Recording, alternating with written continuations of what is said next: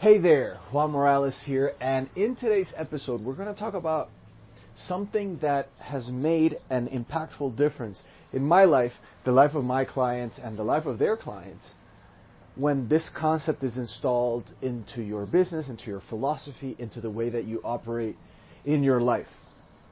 And the idea is, don't just be great, be human and great. Okay?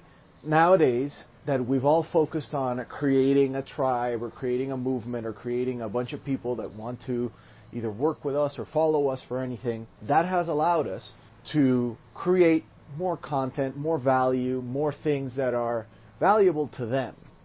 Now, what most people reverted to is this sort of encyclopedic knowledge that you're just spitting out facts and giving people instruction and teaching people stuff, because that's how we all default to understanding how value works. And we believe that what people want to listen to is really just the facts of the matter and the most important things that you have to say about those in terms of your opinion. But they're missing out on a key distinction, a key component in their communication that makes their audience trust them, makes their audience connect with them, and ultimately makes their audience buy from them if they do it strategically and they do it right. And the whole idea is to not take away the human part of the formula when you're attempting to be great. I believe that we came from looking at those who were older than us and how they did it, and they came from the same pattern. Now, over the past, let's say, 20 years, you can see how there's been a shift, a marked shift that goes from being all formal, very stoic, very matter of fact, very textbook, right? Like the expert that teaches through a dull book. Transition over to connecting with leaders, not just experts, but experts who also lead. Because an expert is just a resource. It's someone who knows about something. But when you combine it with leadership, that's when you get the true essence of it. And there's no way that you can install leadership without installing connection with people. And the way to install connection with people is through being human. That's what connects us with other people. It's not the stuff that we know.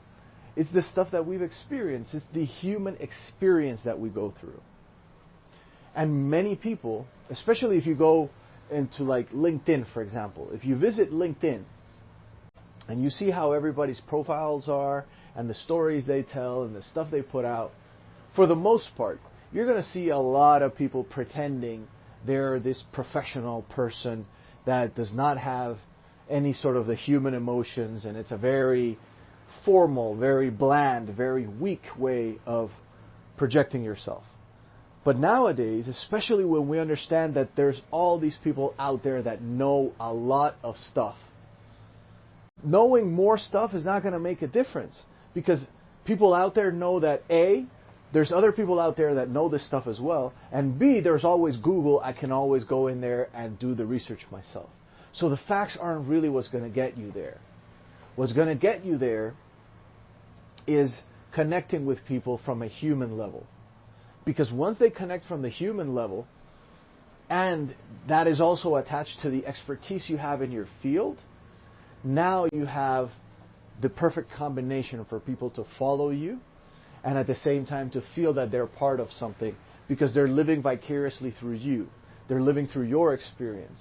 They're gaining insight into all these things. But if we make ourselves sort of a sterile environment, right? We sterilize everything we talk about. We are very much only sticking to the talking points of what we want to talk about, and we're not really connecting at that deeper emotional level where humans live. I could very well grab this podcast episode and instead of recording it and sort of leaving it as is, the way I am and the way I speak, I could polish it up and really get into it and really get into all this stuff and do it in several takes and go through all those things.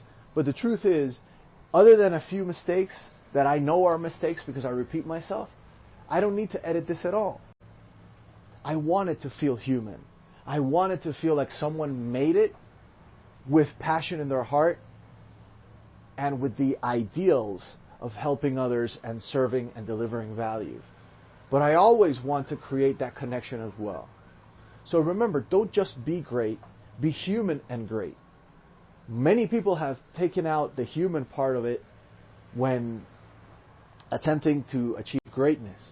And the problem is, and where we kind of don't see the right way, is that it is because we're human that we are great. It is because we are human that we become great at stuff. So don't try to take it out. That's like trying to swim in the pool and take the water out, right? You can't do it. How can you swim in a pool with no water? You just can't. So what makes you human is what's going to allow you to connect with others and lead others. The stuff that you go through, the personal experiences, the feelings, the ups and downs, all of that. Now, I'm not saying that you become someone who's doing therapy through content by just exposing everything that comes across to you, because that's not the way to take it either. But don't attempt to make yourself into something you're not. Don't pretend you're a robot. Don't pretend you're all perfect because you believe that other people are expecting that of you. In fact, when you become real, when you become raw, and when you become unapologetic about the way that you are, that's when you're most going to connect with people. And that's when they're going to connect with you at such a deep level that it's going to change their life forever. So remember, don't just be great, be human and great. Till next time, this is Juan Morales signing out. I'll see you on the next one.